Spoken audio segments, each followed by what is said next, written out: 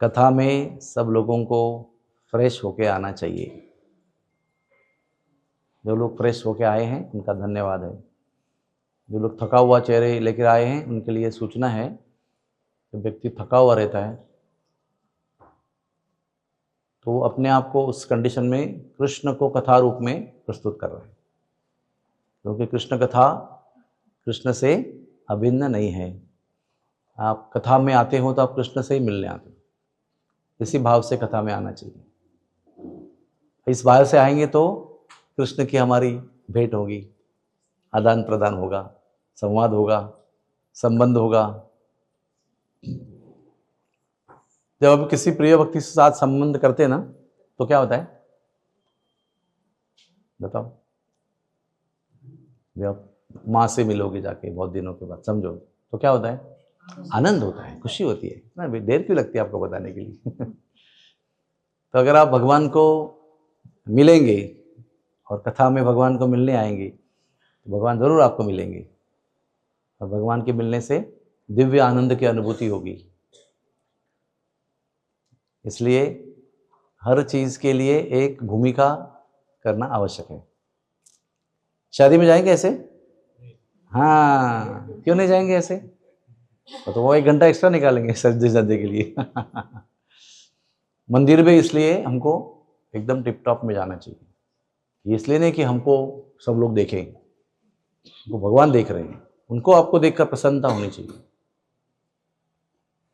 ये कृष्ण कॉन्शियस जो है ना, एक बहुत कॉन्शियस और एक्टिव लाइफ है। ऐसा सोया हुआ डेड अस्लीप लाइफ नहीं है। ये बहुत जागरूक लाइफ है। अवेयरनेस, भगवान के विषय में आप सदैव सतर्क रहते हो कि भगवान है।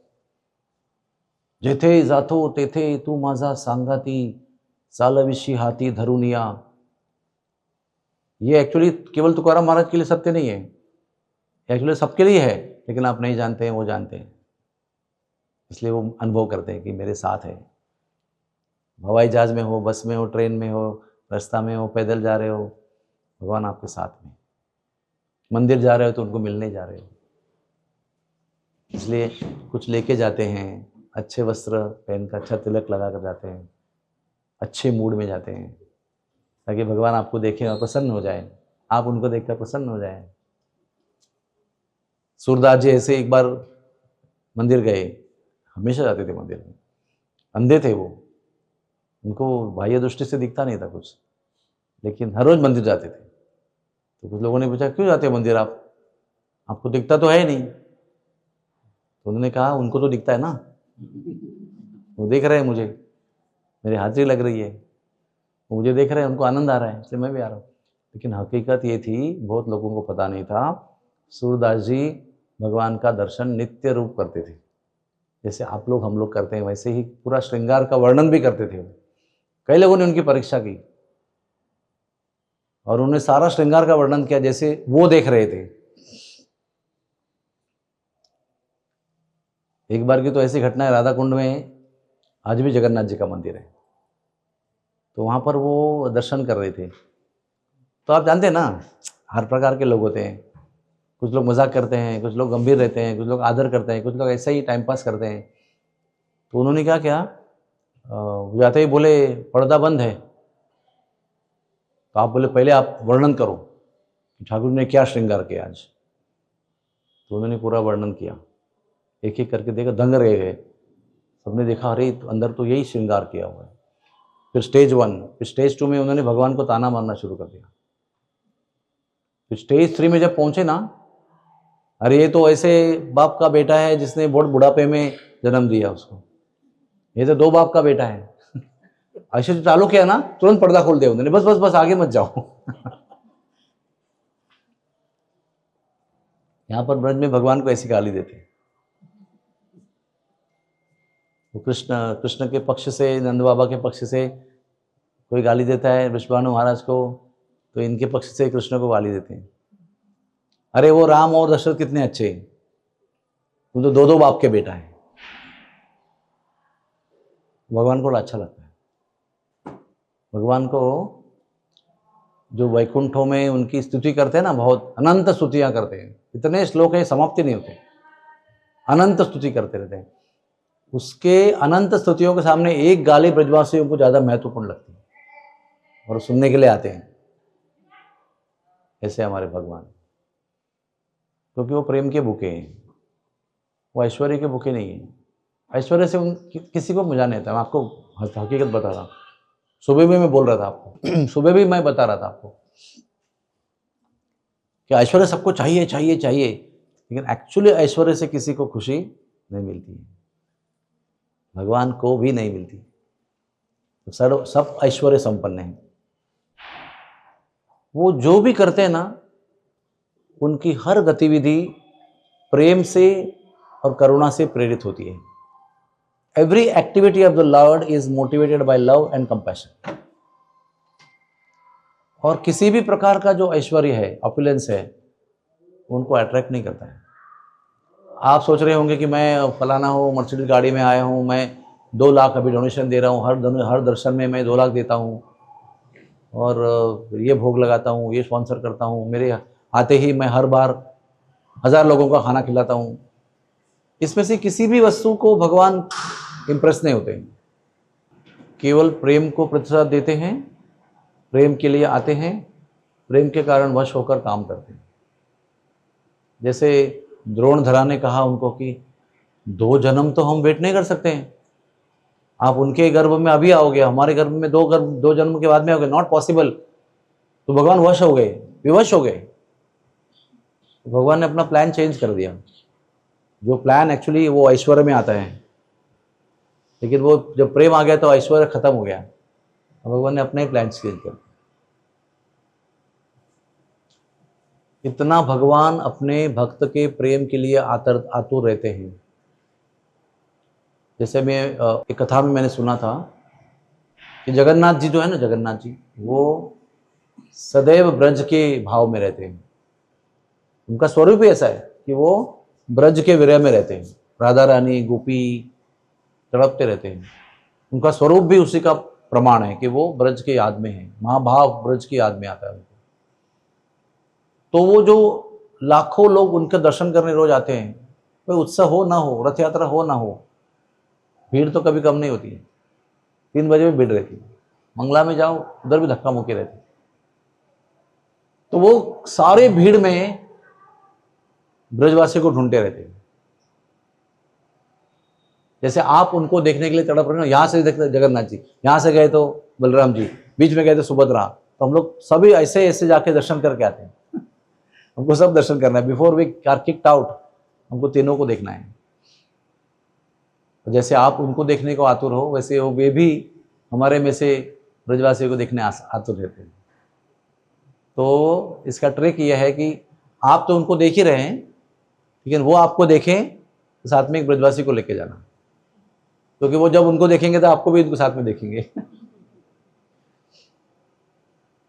ये सब प्रेम के रहस्य की बातें हैं, ये वेदांत में नहीं आती है। All this tricks are not explained in Vedas, the tricks of love. अब भगवान देखो, आप सोचो, भगवान मथुरा गए, भगवान ने मथुरा जाके लाइन से सबको मारा। ऐसा बढ़िया सीक्वेंस, आप कथा सुनो कितना आनंद आएगा। पहले गए रंगकर्मी को मार दिया, बाद में दोनों को आशीर्वाद दिया। फिर आगे गए तो हाथी को मार दिया, फिर आगे धनुष तोड़ दिया, फिर नाइट रेस्ट हो गया, हलचल मचा के नाइट रेस्ट हो गया। उसके बाद अगले दिन उन्होंने 5 मल्लों को मारा, उसके बाद कंस को मारा, फिर कंस के 8 भाइयों को मारा, और उसके बाद सबको मारा, जो भी आए सबको मार दिया। जो खड़े हो गए भाग गए, बच गए, जो आए अटैक किया मर गए। तो कंस मर गया ना, तो क्या हो गया, आस्ती और प्राप्ति 2 पत्नियां थी उनकी, विधवा हो गई। वो जरासंध की बेटी थी। और जरासंध की बेटी रोते रोते पिताजी के पास गई, ये कृष्णा ने हमको हमारे पति को मारा, हम विधवा हो गए अभी। जरासंध को गुस्सा आया, वो 24 अक्षौहिणी सैन्य लेकर आया। महाभारत में कितने सैन्य थे? महाभारत में कितने थे सैन्य? 18 अक्षौहिणी, है मैं राइट? 11 और 7 पांडवों की, 11 कौरवों की। ये महाभारत से भी अधिक सैन्य लेकर आया, वो भी एक ही पार्टी में। इधर खाली कृष्ण बलराम, बाकी उधर 24 अक्षौहिणी सैन्य। उनको 17 मेरे ख्याल से 16 बार कृष्ण ने परास्त किया। उसको मारने वाले थे तो बलराम जी मारने वाले, तो कृष्ण रोकते थे, मत मारो इसको। बोले क्यों मैं मारो, मैं जिस काम के लिए आया हूं वो मेरे काम को मदद कर रहे हैं। मुझे दुनिया भर जाके राक्षसों को मारना है, वो खुद ही इकट्ठा करके लेके सामने लेके आता है, तो मैं क्यों मेहनत करूं, इसको छोड़ो आप, इसको मारो मत। क्योंकि हर बार जब मैं उसको नहीं मारता हूं तो उसका एक भयंकर अपमान होता है। अभी आपको, हम लोग तो क्षत्रिय है नहीं, हम लोग तो कलो शूद्रो संभवा, हम लोग को क्षत्रिय उतर के पता नहीं होता क्या होता है। अन्याय को देखकर चिढ़ना, क्रोध आना और शस्त्र उठाना और अन्याय करने वाले को मार देना, ये सब हमारे अंदर नहीं। हम लोग अन्याय देके भाग जाते हैं, मतलब अपने को नहीं पढ़ना है उसके। ये शूद्र का लक्षण है। क्षत्रिय जो वो खड़ा रहेगा और अन्याय के सामने मरेगा लेकिन विरोध करेगा उसका, वो क्षत्रिय है भावना से। तो क्षत्रिय का और एक रहता है, वो ना युद्ध में मरना चाहता है, क्योंकि उसको पता है युद्ध में मरेगा तो स्वर्ग प्राप्त होगा, युद्ध से भागेगा तो नरक प्राप्त होगा। भगवान अर्जुन को भी समझा रहे हैं, तुम युद्ध छोड़ के जा रहे हो, नरक में जाओगे। वो बोल रहा है भिक्षा मांगूंगा, बोले नरक में जाके भिक्षा मांगोगे। तो हर बार जब उसको वो छोड़ता है ना, भी उसको मार सकते हैं आप, फिर छोड़े नहीं, मत मारो, जाने दो उसको। तो वो बोलेगा मारो मुझे, मारो, ये मेरा सम्मान है। नहीं, जाओ, सम्मान मान को चले जाओ। तो वो चिढ़ेगा बहुत और जाके अपमानित होकर और जाके सैन्यों को इकट्ठा करेगा। आप जरा सोचो, 24x7 कितना होता है, 168 अक्षौहिणी, पूरा दुनिया ही खाली कर दिया उसने, बचा ही नहीं कोई। इतनी बार वो आया, हर बार परास्त हो गया वो। मुझे नंबर थोड़ा, मेरे को नंबर में थोड़ा पता नहीं, 16 बार आया और 17 बार भगवान भागे कि 17 बार हार गया और 18 बार भागे, ठीक है कोई बात नहीं, लेकिन बहुत बार आया, बहुत बार हारा। 16 बार हो गया, हार के वापस गया, 17 बार वापस आया वो। 17वें बार जब आया तो एक घटना हो रही थी। क्या घटना हो रही थी? बहुत दूर नागपुर में, ये तो द्वारका में थे, द्वारका तो पश्चिम भारत के समुद्र के अंदर है, और वो किधर है? नागपुर, कौंडिन्यपुर कहते हैं उसको। वो किधर है? वो भारत के, महाराष्ट्र के ईशान्य दिशा में है। इन शॉर्ट बहुत दूर है। वहां पर एक कुछ हो रहा है, वहां पर भीष्मक राजा है, उसका बड़ा बेटा रुक्मी है, उसको और 4 भाई भी है और बहन रुक्मिणी है। बचपन से जब भी नारद मुनि आते थे, बहुत लोग आते थे और सत्संग करते थे, मतलब क्या, भगवान की कहानी बताते थे और सब लोग सुनते थे। केवल सुनकर रुक्मिणी को भगवान से प्रेम हुआ था। कितना श्रवण का महत्व है। हम लोग सोते सोते सुनते हैं, वो लोग नींद से उठकर सुनते हैं जब भगवान की बात होती है। नींद आ रही लेकिन भगवान की बात होते ही तुरंत महाराज कहते खाड़ कर, नहीं एकदम तुरंत जग जाते हैं और पूरी जिंदगी जो है, अपना आत्मा जो है वो कान में इकट्ठा करके सुनते हैं भगवान की कथा। रूप गोस्वामी उसको लौल्य कहते हैं। तो वो इस प्रकार से हर समय नारद मुनि और अन्य मुनियों की प्रतीक्षा करती थी और हर समय पता था कि आएंगे तो उनकी कथा बताएंगे। तो इतनी सी तब तक सुन रही है, उसके बाद युवा हो गई, वो 14 ईयर्स की हो गई। कहते उसका सौंदर्य का सुखदेव जी वर्णन करते हैं, तो देवता भी मोहित होते थे उस सौंदर्य को देखते। इतना सौंदर्य था, अपार सौंदर्य, ओनली 14 ईयर्स ओल्ड। अभी उसका विवाह करने की बात चल रही है। तो क्या होता है ना, जब ये बच्चे होते हैं ना तो पिताजी जरा पावरफुल होते हैं, तो बच्चे जवान होते हैं तो बच्चे पिताजी पर राज्य करते हैं। तो भीष्मक राजा पावरफुल थे, लेकिन रुक्मी ज्यादा पावरफुल हो गया जवान होने के बाद। बोला मैं मेरी बहन की शादी मेरी इच्छा से करूंगा। उनकी तो इच्छा थी कि कृष्ण से किया जाए, क्योंकि उनको पता था कि इसका हृदय कृष्ण पर लट्टू हो गया है। लेकिन भाई कहता है कि मेरा दोस्त शिशुपाल है और मैं उससे उसका विवाह करूंगा। अब ये भी उसको पता है कि शिशुपाल को कृष्ण से द्वेष है। अभी क्या होता है ना, आपको द्वेष नहीं है, लेकिन आप किसी द्वेष करने वालों से संग करोगे, आपके मन में भी द्वेष उत्पन्न हो जाए। कोई व्यक्ति के प्रति आपका अच्छा विचार है, लेकिन सडनली कोई आया और बोलेगा कि ये ना ऐसा है, ये ना लुच्चा है, ये ना झूठा है, ये ना ऐसा मक्कार है, तो आपका मत बदली हो जाएगा। आपने कुछ अनुभव नहीं किया, लेकिन आपने उसका संग किया। तो द्वेष वाले का संग किया, आपके अंदर द्वेष नहीं होगा तो भी द्वेष पैदा होगा। प्रेम वाले के दर्शन किया तो आपके अंदर प्रेम नहीं, फिर भी आपके मन में भी आकर्षण उत्पन्न होगा। रुक्मी को वैसे डायरेक्ट कृष्ण से कोई द्वेष नहीं था, लेकिन शिशुपाल के साथ दोस्ती थी, उसके साथ संग कर रहे हैं ना, तो उनको भी द्वेष आ गया। तो जो भी कृष्ण का नाम आया तो नहीं, शिशुपाल से ही करूंगा मैं।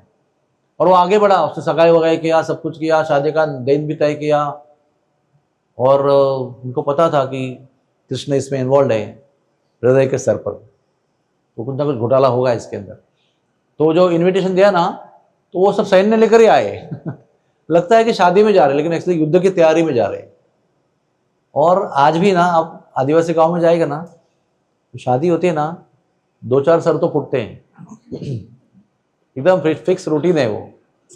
गांव में शादी होगी तो 2-4 लोगों का सर तो फुटना ही है, क्योंकि वो मांस खिलाते हैं, शराब पिलाते हैं, शराब पिलाते ही अंदर की दुश्मनी बाहर आती है, फिर उसको देखते हैं तो मारा मारी शुरू होते हैं।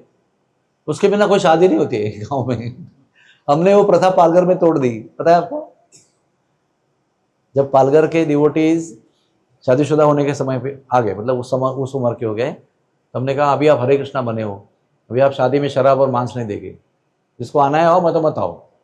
तो उन्होंने वो क्रांतिकारी स्टेप लिया। तो उनकी शादी में, पहली शादी मैंने की थी एज ए पुरोहित, उनकी शादी में शराब वाले आए ही नहीं, बहुत सात्विक शादी हुई। और इसने हिम्मत की, और आगे की सारी शादियां आज गांव में शराब और मांस के बिना होती है। उसको अभी कम से कम, जिसकी शादी मैंने पहले की ना, वो अभी रिटायर हो रहा है इस साल, तो 25 साल तो हो गए ना शादी को, कम से कम 25 साल में जो जवान थे वो बुढ़े हो गए, बुढ़े जो जन्म लिए तो वो जवान हो गए। आज भी उस गांव में शराब और मांस शादी में नहीं बांटते। लेकिन पुराने जमाने का इतिहास है कि शादी में युद्ध होते ही थे। आप देखो ना, रुक्मिणी का स्वयंवर, अभी तब बता रहा हूं आपको, द्रौपदी का स्वयंवर देखो, है कि नहीं। ऐसा प्रण लगाया तो उनको लगा राजा हमारा मजाक कर रहे हैं। ऐसा प्रण जो कोई जीत नहीं सकता है वो लगा दिया है, ताकि हम सब लोग हारे और उनका वो मजाक देखते रहे। तो जितने जितने हार गए वो सब चिढ़ गए और एकत्र हो गए, और सबने एक ही भावना प्रकट की, तो सबने मिलकर आक्रमण किया द्रुपद के ऊपर। फिर अर्जुन ने, पांडवों ने मिलकर उनको हरा दिया। ऐसे कई कई उदाहरण है शास्त्र में। तो निमंत्रण दिया रुक्मी ने, लेकिन वो सेना लेकर ही आए, कुछ हो गया तो हम लोग रेडी है शूट करने के लिए। कैसा इतिहास है हमारा, देखो इतना सुंदर इतिहास है सारा। हर एक, अभी समझो जरासंध है या कोई शिशुपाल है, तो उसकी सारी सेना, उसको भी रहने की व्यवस्था, उसके भी खाने की व्यवस्था, तंबू, उसमें राजा के लिए विशेष महल, ये सब बनता था उस समय। वे रुक्मिणी तो व्याकुल हो गए बहुत, भैया के सामने कुछ बोल नहीं पाई कि नहीं भैया मैं मर जाऊंगी लेकिन इससे शादी नहीं करूंगी, इतना ही उसको हिम्मत नहीं हो रही थी। और हृदय कृष्ण के प्रेम से भरा हुआ था, मन में ठान लिया था कि मैं कृष्ण के बिना किसी से विवाह नहीं करूंगी। बहुत बाका प्रसंग है, हम लोग ना कल्पना नहीं कर सकते हैं रुक्मिणी की क्या अवस्था थी उस समय। अगर कुछ नहीं हुआ तो उन्होंने तय किया था कि मैं, होते ना अंगूठी हीरे की, खा लूंगी और मर जाऊंगी। हीरा खाएंगे ना तो मृत्यु हो जाती है। तो उसके लिए उसने तय किया था कि अगर शादी का समय आया, अगर होती ही शादी जबरदस्ती होती है, तो मैं हीरा खा के मर जाऊंगी, लेकिन उसको माला नहीं पहनूंगा। अभी आगे कैसे बढ़ रहा है, शादी के लिए श्रृंगार भी हो रहा है, अभी चालू हो गया मेकअप, मेहंदी लगाई गई, श्रृंगार चालू किया। उधर शिशुपाल मेकअप रूम में बैठा है, सब उसके सखा उसको मेकअप कर रहे हैं। वो भी आनंद में है कि ये घड़ी आ गई, मेरा विवाह होगा अभी मेरी प्रिय रुक्मिणी से, जिसने मेरा दिल हरण कर लिया है। तो भी असहाय होकर ना, जब उसकी उत्कंठा बहुत बढ़ जाती है, तभी अपने विश्वासु ब्राह्मण को बुलाती है। थोड़ा सा उसका एक्स्ट्रा इन्फॉर्मेशन ये है कि वो ब्राह्मण जो था ना, वो पालीवाल जाति का था। आपको पता होना चाहिए कि ब्राह्मण की भी बहुत जातियाँ होती, एक ब्राह्मण के अंदर भी बहुत सारे विभाजन होते हैं। कुछ ब्राह्मणों के घर में संस्कार करते हैं, कुछ ब्राह्मण क्षत्रियों के संस्कार करते हैं, वो नंबर 2 लेवल के होते हैं। कुछ ब्राह्मण वैश्यों के घर में संस्कार करते हैं, सनाढ़ ब्राह्मण। चैतन्य महाप्रभु के पास समय आया था ना, वो कहा आप कह रहे हो मेरे घर पे, लेकिन मैं आपके घर में आपको कैसे खिलाऊं, मैं सनाढ़ ब्राह्मण हूं, यानी मैं निचले लेवल का ब्राह्मण। तो ब्राह्मणों के अंदर भी स्तर होते हैं। तो ये पालीवाल ब्राह्मण है, जो उसका विश्वासु ब्राह्मण था। उसने उसको बुलाया और एक लव लेटर लिखा। वो लव लेटर तभी गुपित था, आज पब्लिश किया है उसको। सुखदेव जी ने उसको पब्लिश किया भागवत में। बहुत सुंदर प्रेम पत्र है, जरूर पढ़ना चाहिए हमको। विरक्तों को भी पढ़ना चाहिए, सन्यासियों को भी पढ़ना चाहिए, और जो विवाह इच्छुक है उनको भी पढ़ना चाहिए, क्योंकि वो आपकी काम वासना नहीं बढ़ाएगा, आपकी काम वासना को शांत करेगा, क्योंकि वो दिव्य प्रेम है, हमारे जैसा प्रेम नहीं है, शरीर के आकर्षण से बना हुआ प्रेम नहीं है। शरीर था ही किधर देखने के लिए, केवल सुन रहे हैं उनके लिए, उनके प्रति सुन रहे खाली, ऐसा प्रेम होगा वो शुद्ध प्रेम। जब आप किसी को देखते हो तो वो काम वासना बनती है ना, नहीं देखेगे तो कैसे बनेगी। तो ब्राह्मण ना रातों रात चला गया, ब्राह्मण बहुत विश्वासु था, और उस समय वहां पर, coming back to the part 1 of the story, उस समय वो 17वीं या 18वीं बार जो भी है, जरासंध वहां पर आक्रमण करने की खबर आ गई। और जरासंध ही नहीं, एक काल यावन था, उसने भी उसी समय आक्रमण करने का प्लान किया। दोनों अलग अलग अपनी भव्य सेनाओं को लेकर आक्रमण करने जा रहे द्वारका के ऊपर, और उसी समय वो ब्राह्मण वहां पहुंचता है खत लेकर, और भगवान को खत पढ़ते हैं। तो भगवान के लिए 2 चॉइस है, ये आक्रमण कर रहे हैं, भगवान भी क्षत्रिय है, भगवान सब कुछ है, भगवान ब्राह्मण भी है, भगवान क्षत्रिय भी है, भगवान वैश्य भी है, भगवान शूद्र भी है, भगवान ने सब कुछ काम किया है। ब्राह्मण के रूप में उन्होंने अग्र पूजा स्वीकार की अर्जुन की और महाराज युधिष्ठिर की राजसूय यज्ञ में। क्षत्रिय के रूप में द्वारकाधीश में कितने युद्ध किए उन्होंने। वैश्य के रूप में यहाँ पर गाय चराई, कृषि वाणिज्य, और शूद्र के रूप में क्या किया भगवान ने, बताओ। सर्वधर्मम परित्यज्यम मामेकम शरणम भजम, कब बोला उन्होंने। सारथी बन रहे थे ना, वो सारथी क्या होता है, शूद्र कार्य होता है। वो सारथी शूद्र कार्य होता है। भगवान ने सब कुछ किया, भगवान सब कुछ है क्योंकि वो भगवान है। तो क्षत्रिय के रूप में अगर किसी ने आपका आह्वान दिया तो आपको उसका रिटायर्ड करना चाहिए। आप मरेंगे फिर भी आपको लगेगा कि मैं सामर्थ्यवान नहीं हूँ, लेकिन अगर चैलेंज किया तो रिस्पॉन्स देना क्षत्रिय का कर्तव्य है। वो कभी भी भागेगा नहीं, पीठ नहीं दिखाएगा, मर जाएगा वो, लेकिन डरेगा नहीं कभी। क्षत्रिय कभी डरता नहीं है। तो क्षत्रिय के हिसाब से भगवान को क्या करना चाहिए, वो युद्ध को लड़का रहा है तो उसको खड़ा रहना चाहिए। तो वो था ना सुग्रीव और बाली, और अभी भी उसको पटका था बाली ने। तो राम से मिला तो दोबारा बहुत जल्दी आया वो।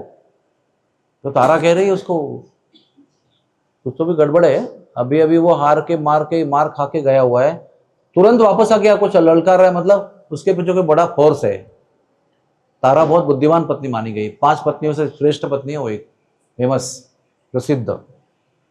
लेकिन वो क्या कहता है बाली, वो जो भी कुछ हो, मुझे वो ललकार रहा है तो मैं जवाब दूंगा उसको, हो जाता है। लेकिन भगवान के सामने में 2 विकल्प हैं, एक तो पीठ दिखाकर भागे और रुक्मिणी की रक्षा करें, या तो इनको युद्ध करते हुए टाइम पास करें क्षत्र धर्म के अनुसार।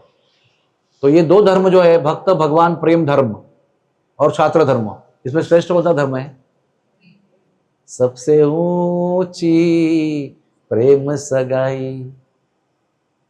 भगवान प्रेम के लिए सब अपमान, सब लांछन, सब टीका, गलत शब्द, अपशब्द सब सहन कर सकते हैं। अरे भगवान का नाम रणछोड़ पड़ा, रण से भागने वाला, माखन चोरी करने वाला, मंजूर है उनको, no problem, I don't mind becoming famous as माखन चोर। इधर निर्णय तय किया कि अभी दुनिया मुझे रणछोड़ बोलेगी कि ये रण से भागा हुआ है। 17 बार जीतने के बाद भी मुझे रणछोड़ जरूर बोलेगी, क्योंकि एक बार रण से भागा ना मैं तो भगवान ने वो स्वीकार किया, क्योंकि भगवान को सबसे ज्यादा इंपॉर्टेंट प्रेम लगता है कि मुझे प्रेम से कोई असहाय होकर पुकार रहा है। केवल लव लेटर नहीं भेजा है कि भगवान जब टाइम हो तो आ जाना, मैं वेट कर रही हूँ आपके लिए। नहीं, अगर नहीं आओगे, वो रात के अंदर नहीं आओगे तो मैं आपको मरी मिलूंगी, मेरा मृतदेह मिलेगा आपको, मैं आपके बिना नहीं रह सकती, आपके साथ विवाह करना चाहती हूँ, मेरा भैया मेरा शिशुपाल के साथ विवाह कर रहे हैं। और कितना प्रेम है वो सब लिखा उन्होंने उसमें। कहते हैं ये खत लिखना भी एक मर्यादा के विरुद्ध है। तो मैं अभी भी विवाहित नहीं हूँ, मैं किसी के घर की अभी अविवाहित कन्या हूँ, किसी को ऐसे खत लिखना ये शास्त्र के अनुसार नहीं है। लेकिन मेरा प्रसंग जो है वो आपद धर्म का प्रसंग है, मैं अभी संकट में हूँ, तो संकट के नियम शास्त्र के अलग होते हैं। इस सन्यासी को स्त्री को सुना नहीं चाहिए, लेकिन कोई स्त्री नदी में डूब रही है और किनारे में केवल सन्यासी है तो उसको गोद में लेकर बाहर निकलना चाहिए। उसको आपद धर्म कहते हैं। आम समय पर धर्म नहीं होता, वो आपद धर्म नहीं होता है, लेकिन संकट के समय आपद धर्म का नियम अलग होता है। संन्यास धर्म टूटता नहीं है जब वो अकेले होकर कूद कर जब गोद में लेकर उसको बाहर आता है तो लोग उसको टीका नहीं करते, वो आपद धर्म है। वैसे ही मैं ये गुस्ताखी कर रही हूँ, उद्दंडता कर रही हूँ, मर्यादा व्यतिक्रम कर रही हूँ और आपको खत लिख रही हूँ कि आई लव यू लेकिन वो सच्चा प्रेम था, कोई स्वार्थ प्रेम नहीं था, वो निष्काम प्रेम था, उसका निस्वार्थ प्रेम था। और कृष्ण क्या है, हम कह रहे हैं इससे ज्यादा कृष्ण जानते थे वो कि उसका भाव क्या है, वो सबके अंदर की बात जानते हैं, वो भावग्राही है। तो खत जब ब्राह्मण लेके आए तो समझ गए वो कि अभी मुझे जाना है। तो उन्होंने क्या किया, ऐसा नाटक किया कि वो युद्ध करने जा रहे हैं। लेकिन जब युद्ध वाले सामने आ गए तो जैसे समझो ऐसे ऐसे ऐसे आ रहे हैं, हम ऐसे ऐसे जा रहे हो, तो ऐसा आने वाला युद्ध करेंगे ना, तो वो ऐसे साइड में चले गए तो वो टर्न हो गया और वो अभी उसके पीछे जा रहा है, अभी पीठ दिखा रहे हैं उसको, सामने से ऐसे आए और इस साइड में चले गए। तो वो यू टर्न लेके, अरे कावर्ड, अरे क्या बोलते हैं उसको, अरे डरपो, कायर, अरे ग्वाला, अभी गाय चराते हुए तेरे डंडा हाथ पकड़ के कमजोर हो गए, शस्त्र पकड़ना भूल गया तू। अरे वही आदमी 17 बार चीत खाकर चला गया उससे, हाँ भूल गया। कैसा होता है ना, मोह माया ऐसे ही होती है। 17 बार जिसने पटका है तुमको, उसको तुम डरपोक बोल रहे हो। ऐसा पटका कि मरने वाला था लेकिन छोड़ दिया, जाओ भाई दया करके, वो लाभ ले रहा है मैं छोड़ूंगा नहीं तुझे, तेरा वध मेरे हाथ में होगा क्या क्या बखान कर रहे हो। लेकिन भगवान अपने प्रिय भक्त रुक्मिणी के प्रेम से आसक्त होकर, आकर्षित होकर जा रहे हैं बिल्कुल, तो वो पीछे लगने लगा उसके। तो भगवान कृष्ण बलराम जो है ना, वो पर्वत में चढ़ गए। तो उसने क्या किया, पर्वत को आग लगा दिया, पूरा पर्वत आग में। भगवान ने वहां से जंप मारा और द्वारका में आए और भगवान ने किसी को बताया नहीं। तो दारूक को बुलाया, जैसे इमरजेंसी में होता है, डॉक्टर अभी समझो मैं डॉक्टर हूँ, मेरी पत्नी घर पे सो रही है, रात को मुझे कॉल आता है, तो मैं उसको जगाऊंगा नहीं, अरे पत्नी मैं जा रहा हूँ, मेरे को कॉल आया हार्ट अटैक का, नहीं मैं तुरंत भागूंगा। वो उठेगी बीच में, पति कहाँ गया, बोलो पता नहीं कहाँ गए, रात को उठ गए, हो सकता है विजिट में गए होंगे, हो सकता है, लेकिन इसकी द्वारका में किसी को नहीं बताया। ओनली द्वारक ड्राइवर को बुलाया, रथ लेके बुलाया, चलो हवा की गति से, ब्राह्मण को बिठाया, हवा की गति से, वो रातों रात हवा की गति से वो नागपुर पहुंचे, कौंडिन्यपुर। जब रात को निकले थे ना, ओवरनाइट जर्नी करके भली भली सुबह सुबह पहुंच गए। तो भीष्मक राजा ने उनका भी स्वागत किया, उनको भी आमंत्रण तो था, लेकिन वैसे नहीं था जैसे रुक्मी के द्वारा किया गया था। रुक्मी तो आया था ना, आयोजक संयोजक तो रुक्मी था, उसकी तरफ से आमंत्रण नहीं था, लेकिन उनको पता था कि आएगा ये, युद्ध बुद्ध हो सकता है। भगवान को फिर बसेरा दिया गया, उनका सत्कार किया गया। ब्राह्मण चटक गया वहां से, रुक्मिणी के कमरे में गया, बोला मैंने मैसेज दे दिया है और कृष्ण आ गए हैं, पहुंच गए हैं। अभी उसने अभी तक कृष्ण को देखा नहीं, तो जब आपको पता चलेगा कृष्ण आ गए तो कितनी आतुर होगी वो देखने के लिए। अभी तक तो क्या कृष्ण कहीं है, मैं कहीं हूँ, नहीं देख रहे, तो ये एक बात है, लेकिन अपने प्रेम का विषय अपने आंखों के सामने, या कम से कम आ गया, ये खबर आ गई, तो आप कितने उत्सुक होंगे। तो बहुत गवाक्ष में आकर वो देख रही है, कहाँ दिख रहे, क्या कहीं दिखाई नहीं पड़े उसको। और मेरे ख्याल से उसने पहले ही खत में लिखा था पूरी योजना, ऐसा नहीं कि पहले खत लिखा और उसको खींच के लेके आए, बाद में नंबर 2 प्लान दिया। इसमें प्लान दिया था, उसने कहा था कि हमारे में एक रिवाज है कि नई नवेले दुल्हन जो होती है वो विवाह संस्कार होने के पहले अंबिका के मंदिर में जाती है और वहाँ पर पूजन करती है अंबिका का, और अंबिका से आशीर्वाद लेती है और अपने पति का नाम लेकर कहती है कि मुझे इनसे विवाह करना है। तो उस समय मैं जब जाऊंगी तो वो बेस्ट पोजीशन है, आप मेरा हरण कर लो, डायरेक्टली बोल रही है उसको हरण कर लो, आप मुझे चुरा के ले चलो, ले जाओ, मैं रेडी रहूंगी, आपको ढूंढती रहूंगी। तो वो सुबह जब ही वो माता के साथ में और सखियों के साथ में, ब्राह्मण के साथ में मंत्रोच्चारण करते करते वो अंबिका के मंदिर पहुंची।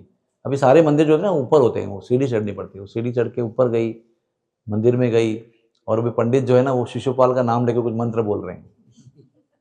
तो ये वो मंत्र तो बोलती है लेकिन कृष्ण का नाम लेती है बीच में। तो माता बहुत क्रोध में आती है, कैसी कन्या हो तुम, जिसके साथ विवाह होने जा रहा है उसको छोड़कर किसी का और नाम लेती हो।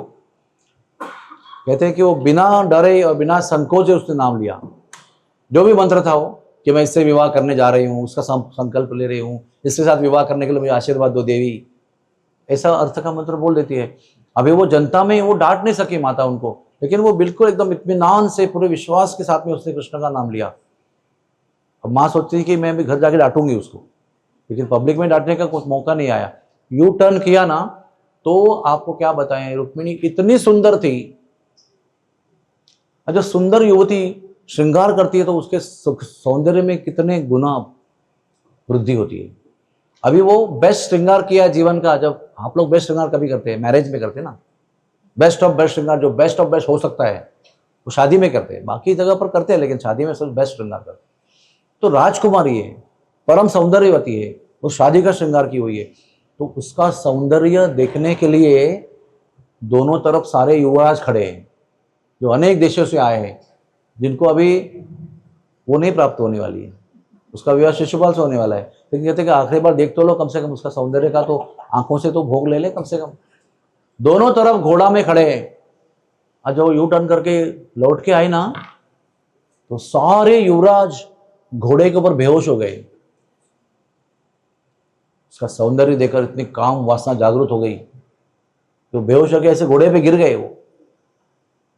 और वही समय कृष्ण वहां प्रकट हो गए, क्योंकि वो भरे इतने अथाह सागर में सब लोग युवराज खड़े हैं, उसको अथाह सागर में वो उसको कृष्ण को ढूंढ रही है। वो कभी देखा नहीं है कृष्ण को, उसको व्हाट्सएप पे फोटो वोटो वीडियो आया था नहीं था, और सुना है कि वो ब्लू रंग के हैं और वो ऐसे हैं वैसे हैं, पूरा जो वर्णन है वो ढूंढ रही है। तो अचानक ना कृष्ण तो सामने प्रकट हो जाते हैं, और किसी को पता चलने के पहले उसको उठाते हैं, अपने रथ में डालते हैं और तुरंत द्वारका की ओर प्रस्थान करते हैं और जाते हैं। अभी देखो कृष्ण के 4 घोड़े हैं, 4 रंग के बहुत सुंदर सुंदर घोड़े हैं, उसको लेकर जो भागते हैं कृष्ण को लेकर, कृष्ण रुक्मिणी को लेकर, जानबूझ के रुक्मिणी के हाथ में भी वो देते हैं, हाँ, लगाम। तो जब आगे जाते हैं बहुत, तब तक वो खबर फैलती है कि अरे ले गया ले गया ले गया।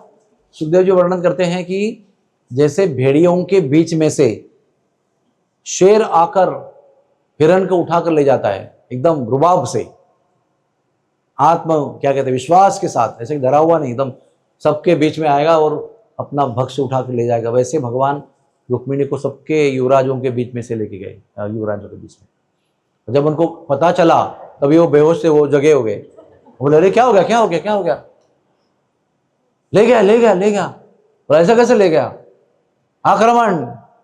तो सब लोगों ने मिलकर उस पर आक्रमण किया। तो आक्रमण करने के सब लोग पीछे पीछे पीछे आए, ये आगे आगे जा रहे ना, पीछे पीछे आए, तो सावधान कृष्ण सावधान। कृष्ण ने बहुत ही एलिगेंटली, यानी बहुत ही सुंदर तरीके से यू टर्न लिया, से तो रॉयली रीगली, हाँ ऐसे एकदम आगे क्या, चलो युद्ध करते हैं, एकदम आराम से यू टर्न लिया। रुक्मिणी रथ में है और भगवान ने ऐसे बाण चलाए, सबको वहां परास्त कर दिया। बहुत घनघोर युद्ध हुआ वो, लेकिन जो होता है ना कॉन्फिडेंट, कैसा होता है ना, वो सब एंग्जाइटी में युद्ध नहीं करता है, वो आराम से युद्ध कर रहे हैं, सबके साथ युद्ध करके सबको परास्त कर दिया। उतने में ये सारी खबर जो है ना मेकअप रूम में पहुंची, यहाँ पर शिशुपाल मेकअप कर रहा है, और उसके बाद साथ में रुक्मी भी खड़ा है, उसको भी खबर मिली। वो रुक्मी के श्रृंगार में वहां खड़ा है कि भाई अपने शिशुपाल के श्रृंगार में कि मेरा दोस्त है। तो खबर आ गई कि कृष्ण तुम्हारी बहन, यानी तुम्हारी होने वाली बहू और मेरी बहन को लेकर गए निकल के। तो रुक्मी को वहां क्रोध आया बहुत। तो क्षत्रियों का क्रोध का एक वैशिष्ट्य होता है, तो जब क्रोध आता है ना तो प्रतिज्ञा करते हो। पांडवों ने भी ये किया है, अगर कोई मेरे बड़े भाई को कुछ बोलेगा तो मैं उसकी जबान काट दूंगा, अगर मेरे गांडी को कुछ को बोलेगा तो मैं उसका वध कर दूंगा। तो युद्ध में एक दिन कर्ण ने इतना पराक्रम किया, इतना पराक्रम किया, सारे भाइयों को हरा दिया उसने। ऐसा युधिष्ठिर के गले में ऐसा धनुष डाल के ऐसा हिलाया, जाओ युधिष्ठिर तुम्हें मैं नहीं मारता, चले जाओ तंबू में आराम करो। भीम को भी ऐसा गदा गदा हिलाया उसने, भीमसेन तुम गदाशाली 10,000 हाथी का बल रखते हो, जाओ तुम्हें मैं नहीं मारता। बोले मारो मुझे, नहीं तुम जाओ। ऐसे करके चारों भाइयों को परास्त करके भेज दिया। तो सब लोग ना दुखी होकर तंबू में बैठे थे। तो एंड में अर्जुन का और कई युद्ध करके, कई इतना बड़ा रणांगण है ना, किसी युद्ध करके लौट के आया तो उसको खड़े हो गए, मारा तुमने, मारा कर्ण को मारा? नहीं, मेरा इसका मुठभेड़ नहीं हुआ आज। बोला क्या फायदा है तेरा गांडीव का? बोला गांडीव क्या, बहुत बुरा शब्द उच्चारण किया, जला दो गांडीव को, ऐसा कुछ बोला होगा। तो अभी वो धनुष ताने खड़ा हुआ है। बोले क्या हो गया? तो जो मेरे गांडीव का अपमान करेगा मैं उसका वध करने का मैंने प्रण लिया है। तो कृष्ण बोले तुम लोग पागल हो, तुम लोग रियल पागल हो, तुम लोग अपने आप में ऐसे शपथ लेके वो प्रतिज्ञा लेके खत्म करोगे, तुम युद्ध क्यों करते हो? घर में बैठो, मारो दूसरे को। You are foolish people. तो अभी क्या करें, हम लोग क्षत्रिय है, हम लोग ने लिया प्रतिज्ञा, मेरे गांडीव का अपमान हुआ तो क्या करे बोलो? तो बोलो कि उनको आपको मारना है ना, क्षत्रिय के लिए अपमान मृत्यु से भी ज्यादा भयंकर होता है। अभी आप महाराज युधिष्ठिर का अपमान करो तो उन्होंने उनको अपशब्द बोले और मैटर खत्म कर दिया। ऐसे कई बार पांडव लोग मरने वाले थे प्रतिज्ञा करके। अभिमन्यु का इतना सब क्या, इतना इमोशनल हो गया अर्जुन। बोला कल सूर्यास्त तक अगर मैंने जयद्रथ का वध नहीं किया तो मैं अग्नि में प्रवेश करूंगा। कृष्ण बोले मूर्ख नंबर 1 हो तुम, विजयश्री उनके हाथ में दे रहे हो डायरेक्टली, विजयश्री तुम ले लो, मेरी तरफ से गिफ्ट है आपको विक्ट्री। ऐसे क्यों बोलते हो, मेरा काम कितना बढ़ाते हो तो भगवान ने कितना सारा क्लृप्ति किया, वो वचन भी निभाने के लिए हेल्प किया, सब कुछ किया भगवान ने। सबसे ज्यादा मेहनत भगवान ने किया है, दिमागी मेहनत। शरीर से मेहनत पांडवों ने किया, लेकिन दिमाग का मेहनत पूरा भगवान ने किया। और शरीर के मेहनत से पांडव लोग कभी मर जाते, दिमागी कसरत से वो सब लोग बच गए तो उसने प्रतिज्ञा किया, किसने? रुक्मी ने। बोला शिशुपाल मेकअप जारी रखो, मैं जा रहा हूं, आप डिस्टर्ब मत हो जाओ मैं जा रहा हूं और उस कृष्ण का, लुटेरे कृष्ण का वध करूंगा मैं, और मेरी बहन को ले आऊंगा और तुम्हारे साथ विवाह करूंगा। अगर मैं नहीं ले पाया मेरी बहन को तो मैं दोबारा कौंडिन्यपुर में लौट के नहीं आऊंगा। 2 क्लॉज बताया। थोड़ा सा नम्र था वो, हार भी सकता हूं उसको पता बोल तो दिया, क्षत्रिय की प्रतिज्ञा पत्थर की लकीर होती। गया वो, सारे लोग तो हार के भाग गए। फिर वापस कृष्ण यूटर्न लेके द्वारका की ओर जा रहे, नहीं नवेली दुल्हन को लेके जा रहे हैं, शादी हुई नहीं, होने वाली है, लेकिन उसने दिल जीत लिया, इससे दिल जीत लिया, प्राप्ति कर लिया, जा रहे आनंद से। तो तुम्हें सावधान आवाज आती है, देखते हैं तो क्या है, भाई का आवाज आ रही है। अभी बहन की बहुत धर्म संकट हो गया, पति पर भी प्रेम है, भाई पर भी प्रेम है। ऐसा नहीं कि भाई पर प्रेम नहीं था, मतभेद था शादी के विषय में, प्रेम बहुत था। लेकिन अभी वो जब बाण चलने लगे ना सावधान के बाद में, तो रुक्मिणी बहुत संकोच में आ गए। मतलब अभी ये मरेगा तो भी तकलीफ, इनको भी कुछ हुआ तो तकलीफ। तो बहुत दुखी थी वो, बाण चल रहे तो बहुत ऐसे देख रही थी। भगवान ने रुक्मी बड़ा युद्ध था, ऐसा नहीं कि वो लेचा पेचा था, बहुत गंभीर युद्ध हुआ।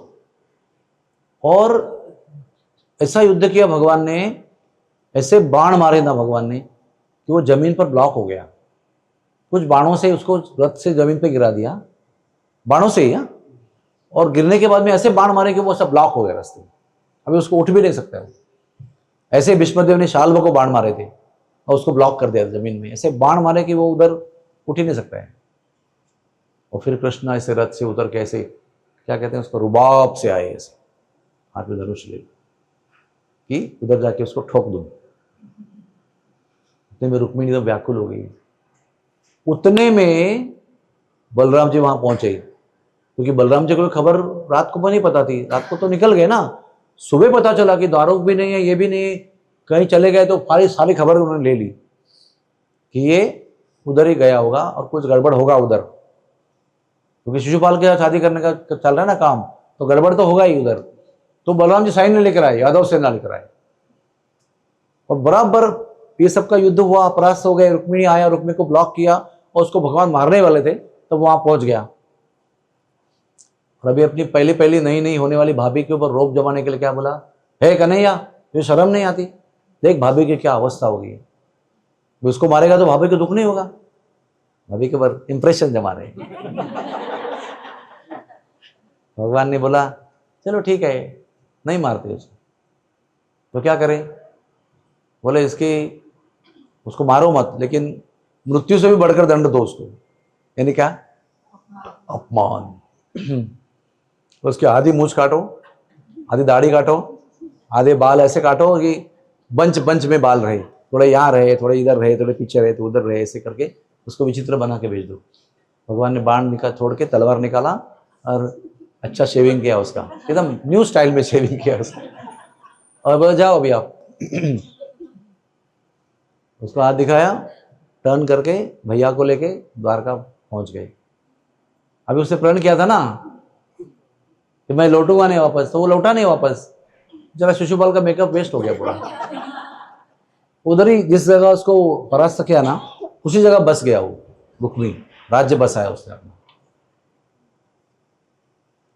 तो बहन जी जो है वो जरा शांत हो गई कि ठीक है, इसका भी वध नहीं हुआ, पति भी सुरक्षित रहे और मेरी इच्छा भी पूरी हो रही है, चले गए वो।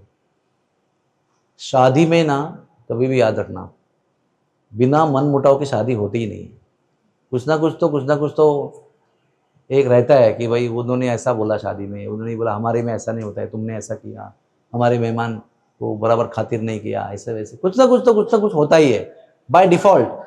तो हम लोग जब भी हमारे काउंसलर की शादी होती है ना, हमको पूरा प्रेपअप करते हैं, देखो ये सब होगा, don't worry about it, this is a integral part of the marriage, just accept it, don't get too much disturb. हमको भी बताया गया था जब हमारी बेटी की शादी कर रहे थे, तो बताया।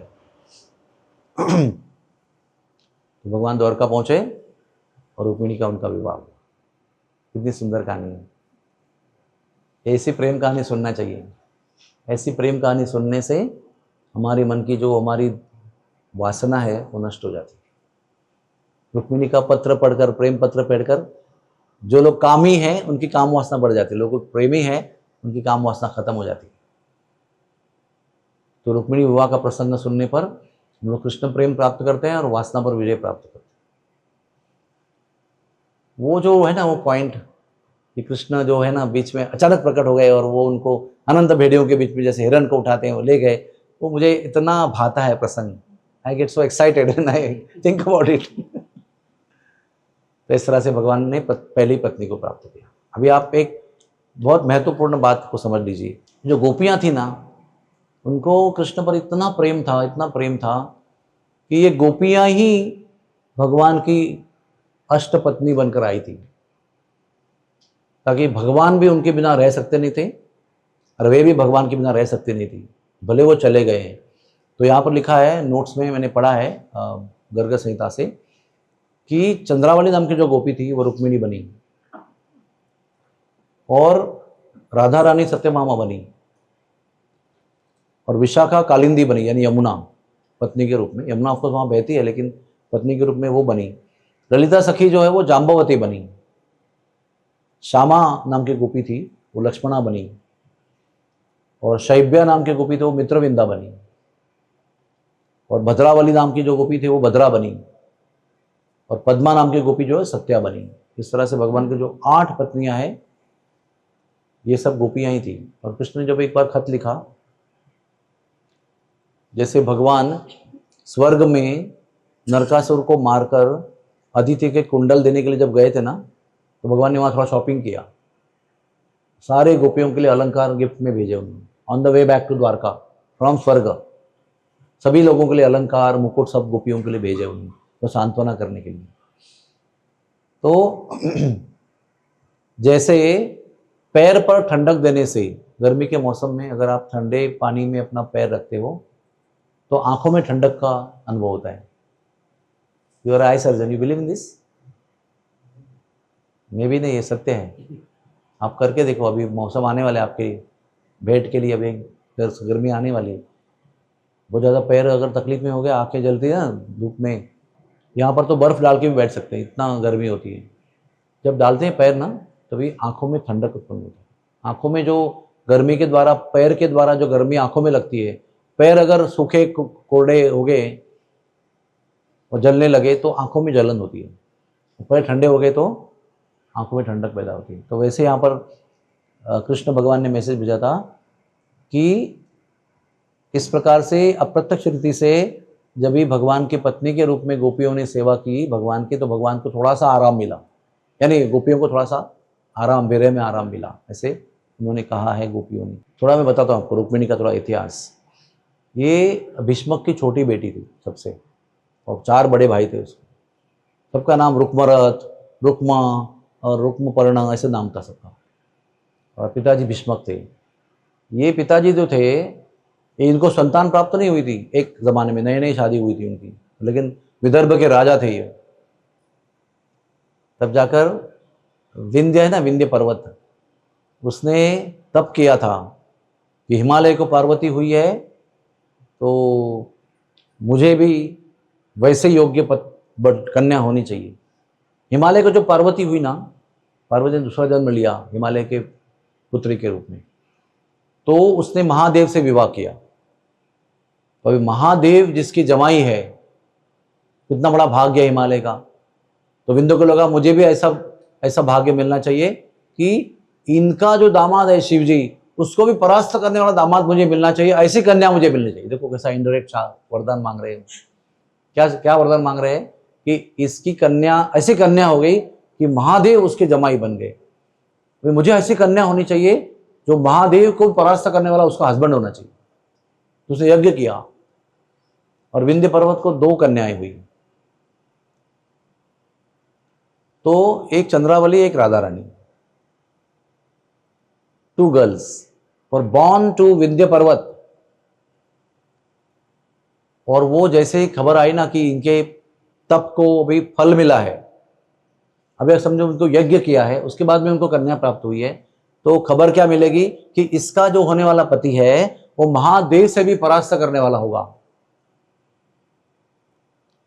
तो ये खबर कंस तक पहुंची, मथुरा। उसने पुतना को बोला जाओ वो दोनों को उठा के ले गया, मैं जबरदस्ती विवाह करूंगा, उनके विवाह के बल से मैं महादेव को परास्त कर सकता हूं। कैसा लुच्चा आदमी देखो।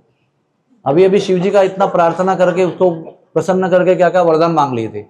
मन में कपट कितना है देखो। अपने आराध्य के ऊपर भी उनका श्रद्धा नहीं होता है, उसको राक्षस कहते हैं। They are only for the self, they don't live for anybody else.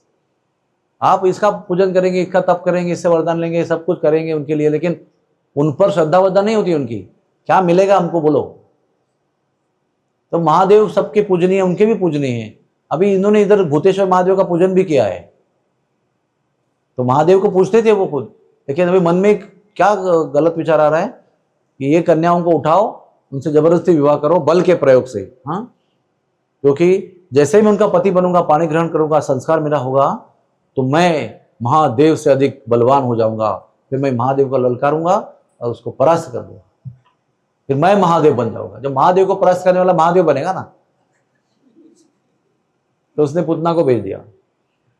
Putana को एक सिद्धि थी, वो कोई भी ऐसा लकड़ी का टुकड़ा, कुछ गबत का टुकड़ा, घास का टुकड़ा है ना, तोड़ना पत्ता ऐसा उठाएगी, मंत्र बोलेगी, उसका विमान बनेगा, उस पर वो बैठेगी और जहाँ चाहे वो सफ़र कर सकती।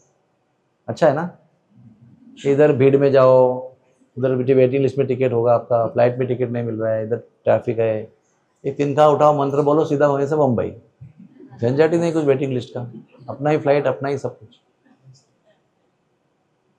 तो वो बैठ गए उसके ऊपर, वो सीधे महाराष्ट्र में पहुंची। अभी वो मथुरा में थी, मथुरा से निकली सीधे महाराष्ट्र के ऊपर आई। उस समय वो छोटी छोटी कन्याएं ना, एक अराउंड 1 ईयर हो गया था उनका, वो पर्वत में ऐसे खेल रही थी, वो सबके सामने आके उठाया और चले गए आकाश में। जैसे वो देखा आपने काइट, घार होते ना, घार ऐसे ऐसे जिम करके आते, क्या मुर्गी के बच्चों को उठा दिया और ची ची करके वो सब आकाश में जाते, और कहीं दूर जाके पेड़ पे बैठ के खाते उसे। वैसे ही उठा के ले गई वो। और ये सतर्क हो गए सब विंध्य राजा, और तुरंत ब्राह्मणों को बुलाया, बोला बैठो, उसके खिलाफ मंत्र बोलो ताकि उसके शरीर में अग्नि उत्पन्न हो, जल जाए आकाश में। तुरंत उन्होंने यज्ञ वेदी पे आहुति अर्पण किया, ऐसे मंत्र बोले कि आकाश में उड़ते हुए पूतना के शरीर में अग्नि का अनुभव होने लगा, कि वो जलने लगी। अग्नि तत्व को ऐसा प्रज्वलित कर दिया कि आकाश में जल के भस्म हो जाएगी वो। तो महाराष्ट्र में ही थे वो, और मंत्र का प्रभाव ऐसे होने लगा कि वो ना दोनों को ऐसे पकड़ के ला जाना उसके लिए मुश्किल हो गया। उसने एक को छोड़ दिया, वो चंद्रावली थी, चंद्रावली को छोड़ा तो वो भीष्मक राजा को प्राप्त हुई। अभी भीष्मक राजा को संतान नहीं है, आकाशवाणी हुई इसके कन्या की तरह संतान को पालन करो। 5 साल तक चंद्रावली का भीष्मक ने लालन पालन किया है। तो 5 साल के बाद में पूर्णमासी आई है और चंद्रावली को लेकर गई है और चंद्रभानु को दे दिया। है किसकी पुत्री? विंध्य की। किसके घर पे रही 5 साल तक? भीष्मक के यहाँ। वहाँ से पूर्णमासी ने आके किसको दिया? चंद्रभानु को। कहाँ रहती है? रिठौरा गांव में और वही जाकर आगे जाकर रुक्मिणी बनी। वो भी कनेक्शन है ना, उसी ने जाकर आके रुक्मिणी का रूप लिया। वो रुक्मिणी के रूप में उसके घर पे गर्भ में प्रकट हुई एज एक्सपांशन।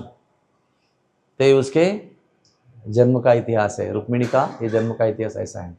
वो चंद्रावली का एक्सपांशन है और साक्षात भीष्मक के गर्भ से, पत्नी के गर्भ से जन्म लिया है। तो अभी वो दूसरे लड़के को लेकर अभी जल्दी आगे, जितना जल्दी हो सके उतना फास्ट जा रहे हैं कि भाई एक बार सुपुर्द कर दो कंस को, तो फिर आगे देखेंगे क्या होता है।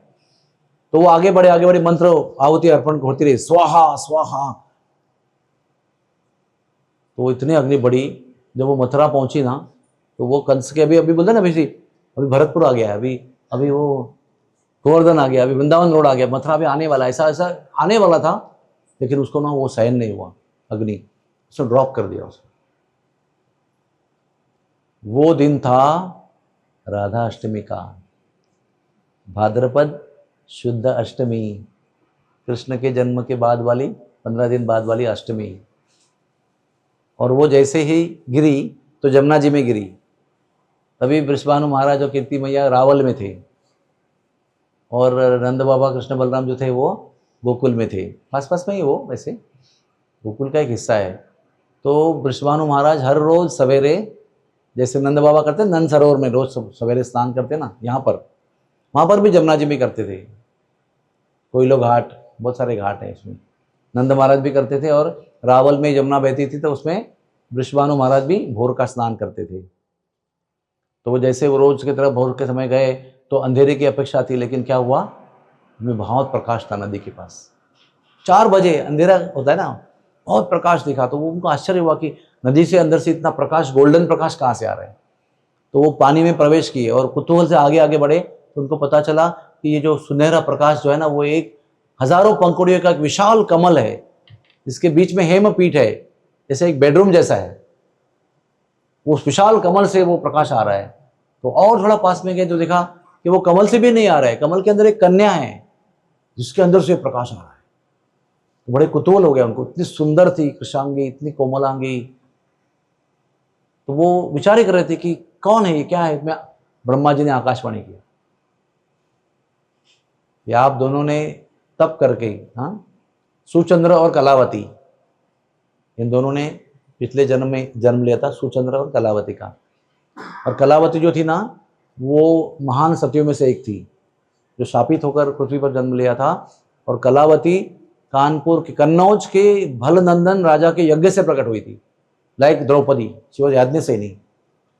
तो कलावती का फिर विवाह ब्रह्मा जी की इच्छा से सुचंद्र से हुआ और भगवान ने, ब्रह्मा ने उनको आशीर्वाद दिया कि आपके अगले जन्म में आपको राधा रानी महासती आपके पुत्री के रूप में जब प्राप्त होगी। तो ब्रह्मा जी ने सब कुछ संक्षेप में इतिहास बताया इस जन्म का, कि आप पिछले जन्म में सुचंद्र थे और आपने तप किया था और अंतरंगा शक्ति भगवान की हमारी कन्या बन जाए वरदान मांगा था। तो मैंने उसी वरदान को पूरा करते हुए अभी ये भगवान की अंतरंगा शक्ति आपकी पुत्री के रूप में यहाँ प्रकट हुई है, उसको स्वीकार करो और जाकर अपने पुत्री की तरह उसका लालन पालन करो। और वो दिन था राधा अष्टमी। इसलिए राधा अष्टमी आपको भी ये रहस्य की बात बता रहे हैं कि राधा रानी कृष्ण से 345 दिन बड़ी है और कृष्ण से 15 दिन छोटी भी है। दोनों बातें सत्य हैं। यहाँ की दृष्टि से वो जब प्रकट हुई तो कृष्ण से 15 दिन छोटे समय में प्रकट हुई, लेकिन शरीर तो उसका विस्तारित था। और मूल रूप से देखा जाए तो कृष्ण से 345 डेज, तो उनकी 15 दिन के बाद में हुआ ना, तो कृष्ण से 345 डेज बड़ी है वो। ये विरोधाभास केवल कृष्ण भावना में हो सकता है, तो कृष्ण से बड़ी भी है और छोटी भी है। हरे कृष्णा। वो सभी गोपियां का भी जन्म की कहानियां हैं। शैब्य आसन सखी भी नहीं है, भद्रावली नहीं है, पद्मा नहीं है। गोपियां 8 गोपियां, उसमें राधा रानी ललिता विशाखा थे अष्टसखी में से, लेकिन श्यामा शैब्या भद्रावली पद्मा ये अष्टसखी में से नहीं है। चंद्रावली भी अष्टसखी में नहीं है। तो 3 अष्टसखी में से एक चंद्रावली विरोधी पार्टी वाली, और बाकी डिफरेंट। विशाखा सखी कालिंदी यमुना, ललिता जी जाम्बवती बनी। इन सबके विवाह प्रसंग इतने सुंदर है, प्रसंग इतने सुंदर प्रसंग है।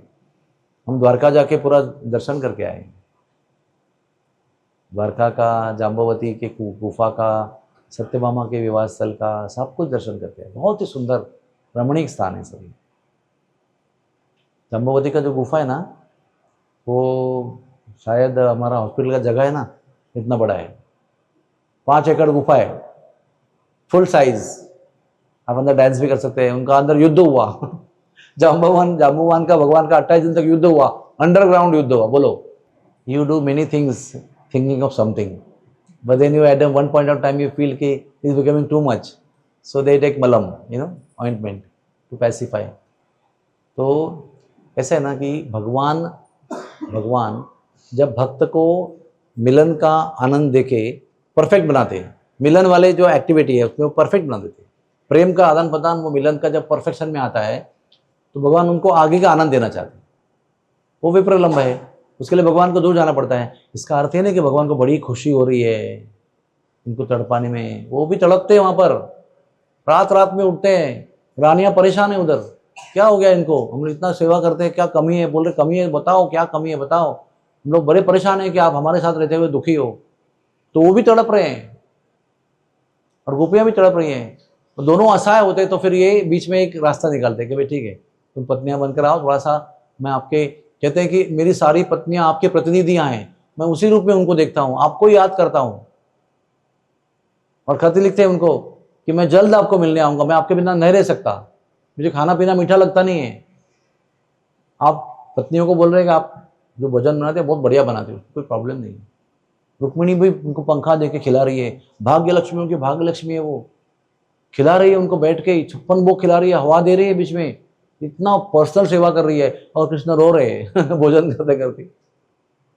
बोले क्या हुआ स्वामी, हम रो क्यों रहे? कुछ आपको अच्छा नहीं लगा कुछ बताओ, हम तुरंत उसको सुधार करेंगे। तो वो भी आनंद नहीं मना रहे। अब रात को सो रहे तो बिछर में खड़े हो जाते हैं, वो ललिते विशाखे पुकार रहे। तो रानी को द्वेष नहीं उत्पन्न हो रहा है, दुख हो रहा है कि हमारे पति हमारे साथ होकर भी दुखी है, क्या करें उनके लिए। This is very difficult to understand, Mata ji, very difficult to understand. ये ऐसे कैसे हो सकता है? ये केवल दिव्य प्रेम में हो सकता है। जब हमारा प्रेम निष्काम, निस्वार्थ, निरपेक्ष हो जाता है ना, तभी ये सब हमको समझ में आएगा धीरे धीरे। जब हमारे मन में अभी तक वो अटैचमेंट है, ये है, पैसा वैसा सब कुछ का, नहीं समझेगा वो। लेकिन फिर भी सुनना चाहिए, क्योंकि सुनते सुनते सुनते समझ में आने लगेगा आपको। 10 बार सुनो, 15 बार सुनो, पढ़ते रहो, किसी के मुख से सुनो, गुरु के मुख से सुनो, सुखदेव जी के मुख से सुनो, फिर एक दिन आपको समझेगा कि हाँ ये ऐसा है, ऐसा हो सकता है। वो भी अंडरस्टैंडिंग जो है ना, वो भी कृष्ण की कृपा है। उनकी कृपा से अंडरस्टैंडिंग भी नहीं होगा, आपको समझेगा भी नहीं क्या चल रहा है। कथा कथा है, मनोरंजन हो जाएगा, खत्म। अंडरस्टैंडिंग जो है ना, वो सार का रूप, जो सार रूप में उसका जो रहस्य है, वो कृष्ण के क्या कहते हैं, कृपा से होता है। और वो कृपा कभी कभी कभी होती है जब आप उनके भक्तों को संतुष्ट करेंगे सेवा करके। मद भक्ता पूजा व्याधिका, उद्धव जी को भगवान ने कहा है कि मुझसे अधिक ज्यादा मुझे वो प्रसन्न होता हूं मैं जब मेरे भक्तों को कोई संतुष्ट करता है। जब कोई उनके निरपेक्ष भक्त को संतुष्ट करता है सेवा के माध्यम से, तो उसी से भगवान कृपा करते हैं और सारा रहस्य भेद कर देते हैं। Everything, all secrets are open for that person. हम जो काम कर रहे हैं ना, एक तरह से वो है अच्छा है, हम हमारी इंद्रियों को सेवा में लगा रहे हैं, मरीजों को ऑपरेशन कर रहे हैं, खाना खिला रहे हैं, दवा दे रहे हैं, कंबल दे रहे हैं, कीर्तन कर रहे हैं, बहुत आनंद दे रहे हैं। लेकिन वो सारे कार्य से जब वो ब्रजवासी प्रसन्न होंगे, तब भगवान आप पर कृपा करेंगे। तब राधा रानी आपकी सिफारिश कृष्ण से करेंगे कि भगवान ये अच्छे भक्त हैं, उन पर कृपा करो। फिर राधा रानी कृपा कर, उसी दिन आपकी सिफारिश होगी। तो हम लोग बाहर से एक समाज सेवा करने आए हैं, लेकिन अंदर से राधा रानी की कृपा प्राप्त करने के लिए। कभी भी इसको भूलना नहीं चाहिए कि हम क्यों आए हैं यहाँ पर, और वो जिसके लिए आए वो कार्य हमको करना चाहिए। टाइम पास नहीं करना चाहिए। यहाँ पर एक ही लक्ष्य है, ब्रजवासियों की संतुष्टि और उनके द्वारा कृष्ण की कृपा, और बाद में कृष्ण प्रेम और भक्ति। उसका जन्म हुआ था ना विंध्याचल के पास। उसके 1 साल के बाद में उसको उठाया पूतना ने, और 1 साल के बाद में उसको कमल में गिराया जमुना जी में। तो वो उस दिन का हिसाब करेंगे जन्म का, तो 15 दिन छोटी है, पूरा इतिहास सोचेंगे तो 345 डेज बड़ी है। कॉम्प्लिकेटेड है थोड़ा सा। तो बॉम्बे में किसी लड़के का जन्म हो गया, तुरंत थोड़ा आपको मालूम पड़ेगा, धीरे धीरे खबर फैलेगी ना, वो थोड़ा सा आज तक बताएगा आपको, थोड़ा सा और किसी भी चैनल में आएगा, आप देखते रहे तो मालूम पड़ेगा धीरे धीरे।